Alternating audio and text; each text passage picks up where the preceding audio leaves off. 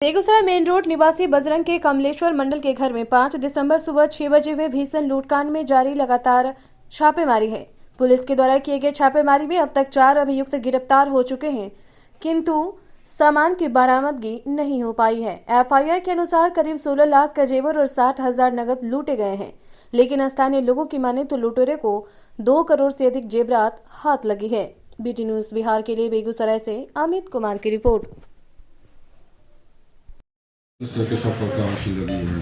ये दिनांक 5/12 को यहाँ टाउन थाना क्षेत्र में एक डकैती की गृह डकैती की घटना प्रतिवेदित हुई थी, जिसमें 6 अज्ञात अभियुक्तों के विरुद्ध अपराधियों के विरुद्ध कांड दर्ज किया गया था डकैती का। और उसके अनुसंधान के लिए, रिकवरी के लिए, गिरफ्तारी के लिए एक एसआईटी का गठन किया गया था, जिसका नेतृत्व सदर एसडीपीओ कर रहे थे। उसमें सीसीएसएमयू के प्रभारी, टाउन थाना इंस्पेक्टर जो नए पदस्थापित हुए, उसके बाद रतनपुर एसएचओ, एफसीआई के एसएचओ, मटिहानी के एसएचओ और मुफस्सिल थाना के जेएसआई नीरज, इन लोगों की एक टीम बनाई गई। इस टीम ने घटना के बाद कई सारे सीसीटीवी फुटेजेस का अवलोकन किया।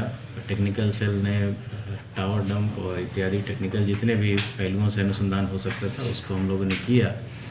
और आप लोगों को ज्ञात होगा कि मई महीने में टाउन थाना क्षेत्र में लॉकडाउन के दौरान एक ऐसी ही सुबह घटना घटित हुई थी, जिसमें एक व्यवसायी की दुकान से कुछ सामान चोरी करके, डकैती करके ले जाया गया था। उस कांड का उद्भेदन हुआ था, किंतु उसमें 1-2 अभियुक्त शेष रह गए थे। हम लोग को प्रथम दृष्टया शक गया कि हो सकता है वही व्यक्ति जो बचा हुआ है फिर से किसी नए गैंग के साथ उसमें इस घटना को अंजाम दिया होगा। सभी पहलुओं पे हम लोग अनुसंधान करते हुए, टेक्निकली, मैनुअली इनपुट कलेक्ट करते हुए बेगूसराय ज़िले में कई स्थानों पे छापेमारी हुई और इसके साथ साथ हाजीपुर, पटना, यहाँ भी अलग अलग ठिकानों पे जैसे जैसे हम लोग को अनुसंधान में जानकारी मिलती गई, उसमें हम लोगों ने छापेमारी की।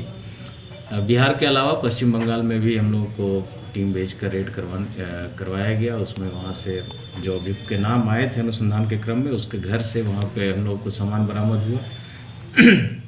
चांदी का और सोने का सामान मिला, कुछ कैश वहाँ से रिकवर हुआ। इसमें छापेमारी हम लोग गिरफ्तारी के लिए कर रहे थे, तभी कल हम लोग को सूचना मिली कि उस केस से रिलेटेड अभियुक्त लोग पैसा का बंटवारा करने के लिए बेगूसराय के ही इलाके में हैं। तो उनकी गिरफ्तारी के लिए तुरंत हम लोग एक टीम यहाँ से रवाना की और उन लोगों की गिरफ्तारी हुई है। 4 लोगों की गिरफ्तारी हुई, एक व्यक्ति वहाँ से भागने में सफल हो गया। जो गिरफ्तार हुए हैं व्यक्ति, उनमें गोपाल चौधरी, मोहम्मद कलीम, अविनाश कुमार और रंजीत कुमार, ये 4 लोग हैं। एक शशि नामक जो अपराधी है वो भागने में सफल हुआ। जो शशि उस पहले केस में भी वांटेड है। गोपाल चौधरी, कलीम, अविनाश और रंजीत गिरफ्तार हुए, इनसे फिर पूछताछ किया गया। वैसे हम लोग अनुसंधान ऑलरेडी हम लोग का टेक्निकली और मैनुअली पहले से इतना। जो अपराधी हैं वो जिला के ही रहने वाले हैं, अंतर जिला या अंतर राज्य के? नहीं, एक अपराधी तो यहीं का है, शशि जो बताए हम लोग। कुछ यहाँ से ज़िले के बाहर के हैं, एक नवादा डिस्ट्रिक्ट का भी है, कुछ पटना के हैं, कुछ हाजीपुर के हैं। एक गोपाल चौधरी है जिसका परमानेंट रेसिडेंस बंगाल में है, बट ये हाजीपुर में कई वर्षों से रह रहा है और वहीं से अपने गैंग के साथ ये घटना को अंजाम दिया। ये गोपाल चौधरी है सर का नाम है? सर गोपाल चौधरी और शशि, ये 2 लोग मेन नाम आए हैं इसमें, जो मास्टरमाइंड है, प्लान करते हैं और बाकी लोग को अपने साथ रोपिंग करके घटनाओं को अंजाम। इनका सर कोई और भी आपराधिक इतिहास नगर थाना के अलावे या? एक तो बताया मैंने, जो मई में घटना हुई थी वो है। इसके अलावा 2009 में एक केस हुआ था यहाँ पे, जिसमें अविनाश, मोहम्मद कलीम, ये दोनों उसमें भी अभियुक्त थे, चार्जशीट हुए हैं। और गोपाल चौधरी का नाम उसमें नहीं आया था, बट पूछताछ में इसने स्वीकार किया कि उस केस में हम भी थे।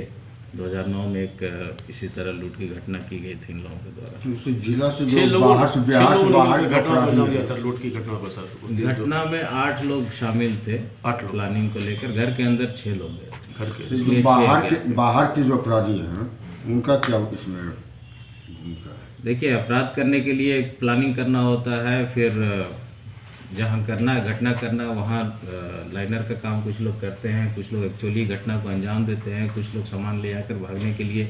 सबका अलग अलग ड्यूटी उस घटना में निर्धारित किया जाता है, किसी भी लूट या डकैती की घटना में। तो सबका अपना अलग अलग रोल है। जो चाकू मारने की घटना हुई थी, आप सभी को ज्ञात है कि तो वो गोपाल चौधरी ने ही चाकू मारा था। वो भी उसने स्वीकार कर लिया है। उस बताया अनुसार हम लोग और जगह पे छापेमारी कर रहे हैं कि वो हथियार भी बरामद कर लें हम लोग, हो सकता है कि वो भी रिकवर हो जाए। यानी अंतर्राज्यीय गिरोह का इसमें हाथ है। जी, अंतर्राज्यीय तो नहीं कह सकते, इन्होंने जितनी घटनाएं की हैं अंतर जिला आप कह सकते हैं, अलग अलग डिस्ट्रिक्ट में किए हैं इन लोगों ने। बिहार स्टेट से बाहर का अभी तक हम लोग के संज्ञान में कुछ कोई मामला नहीं। कितना स्वीकार किया कि सोना चांदी या कैश कितना ले गए? देखिए, इनका जो जख्मी हुए थे तो उनका हम लोग पुनर्बयान लिए हैं और उन्होंने 70 किलो चांदी का दिया है गहना और 500 ग्राम सोने के ज्वेलरी का उन्होंने हिसाब बताया है।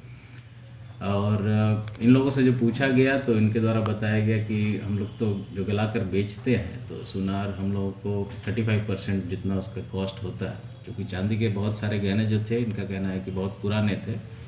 35% जो एक्चुअल कॉस्ट होता है उसका हम लोगों को मिला था। कुल 18 लाख रुपए इन लोगों को कैश मिले थे, जितना भी ज्वेलरी इन लोगों ने बेचा है। उसमें से मैंने बताया 7.5 लाख रुपये करीब बरामद है।